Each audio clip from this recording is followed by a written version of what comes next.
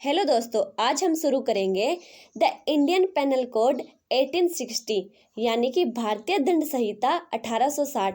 इसमें कुल 511 सेक्शन हैं और 23 चैप्टर हैं। इसको हम हिंदी और इंग्लिश दोनों पेयर लैंग्वेज में करेंगे। तो शुरू करते हैं इसका चैप्टर फर्स्ट, जो हमें बताता है इसका इंट्रोडक्शन। चैप्टर फर्स्ट का जो फर्स्ट सेक्शन है वो कहता है title and extend of operation of the code. This act shall be called the Indian Penal Code and shall extend to the whole of India, repealed after removal of Article 370 except the state of Jammu and Kashmir। संहिता का नाम और उसके परिवर्तन का विस्तार। यह अधिनियम भारतीय दंड संहिता कहलाएगा और इसका विस्तार संपूर्ण भारत पर होगा। फ्रेंड्स, 2019 से पहले ये जम्मू और कश्मीर पर लागू नहीं होता था, लेकिन 2019 में जो आर्टिकल 370 है उसको हटाने के बाद ये क्या है, पूरे भारत में लागू होता है। नेक्स्ट है section 2, punishment of offences committed with in India.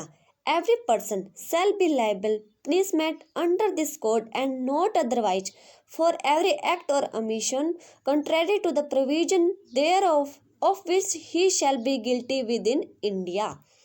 Bharat के भीतर किए गए अपराधों का दंड। भारत के भीतर किए गए अपराधों का दंड हर व्यक्ति इस संहिता के उपबंधों के प्रतिकूल हर कार्य या लोप के लिए जिसका वह भारत के भीतर दोषी होगा इस संहिता के अधीन दंडनीय होगा, अन्यथा नहीं।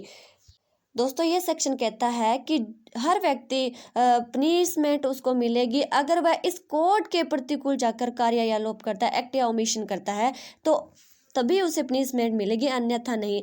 अगर वो कोई ऐसा ऑफेंस करता है जो इस कोड में नहीं दिया गया तो उसे पनिशमेंट नहीं मिलेगी।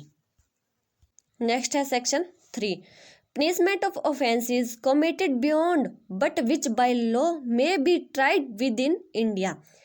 Any person liable by any Indian law to be tried to for an offence committed beyond India shall be dealt with according to the provision of this code for any act committed beyond, in the same manner as if such act had been committed within India। Bharat से परे किए गए किंतु उसके भीतर विधि के अनुसार विचारणीय अपराधों का दंड। भारत से परे किए गए अपराध के लिए जो कोई व्यक्ति किसी भारतीय विधि के अनुसार विचारण का पात्र हो, भारत से परे किए गए किसी कार्य के लिए उसे इस संहिता के उपबंधों के अनुसार ऐसा बरता जाएगा मानो वह कार्य भारत के भीतर किया गया था।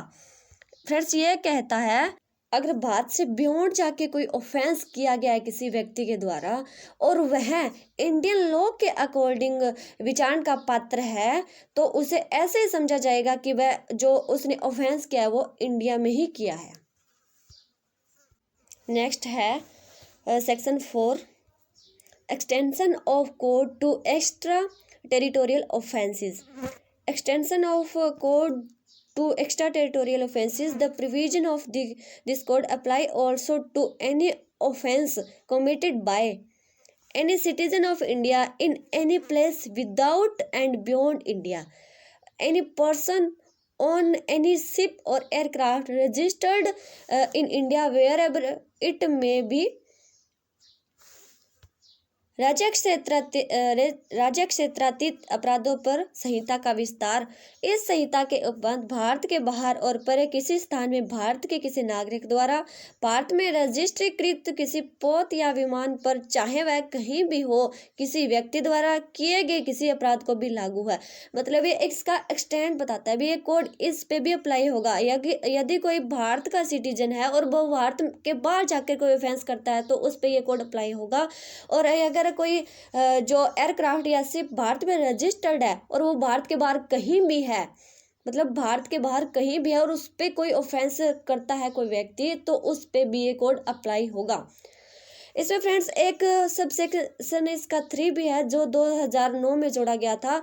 वो यह कहता है कि अगर भारत में स्थित किसी कंप्यूटर साधन का लक्ष्य बनाते हुए कोई व्यक्ति ऑफेंस करता है तो वो ये समझा जाएगा कि इस कोड के अंडर आता है। इसमें एक एक्सप्लेनेशन भी डाली गई है। In this section the word offence include every act committed outside मतलब ये कहता है कि भारत के बाहर जो कोई भी कार्य किया जाता है तो ये समझा जाएगा कि वो इंडिया में ही किया गया है। इसके बाद इसमें एक इलिस्ट्रेशन भी दी गई है। A citizen of India commit a murder in Uganda. He can be tried and convicted of murder in any place in India in which he may be found.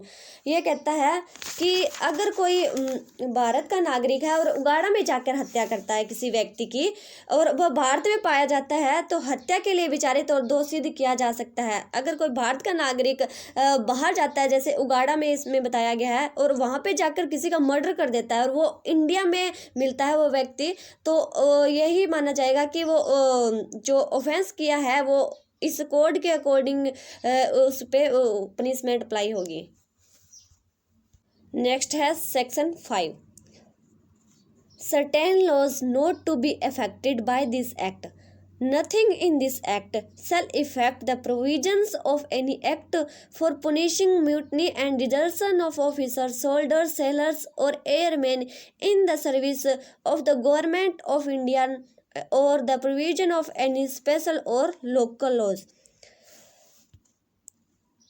कुछ विधियों पर इस अधिनियम द्वारा प्रभाव न डाला जाना। इस अधिनियम में की गई कोई बात भारत सरकार की सेवा के ऑफिसरों, सैनिकों, नौ सैनिकों या वायु सैनिकों द्वारा विद्रोह और अभित्यजन को दंडित करने वाले किसी अधिनियम के उपबंधों या किसी विशेष या स्थानीय विधि के उपबंधों पर प्रभाव नहीं डालेगी।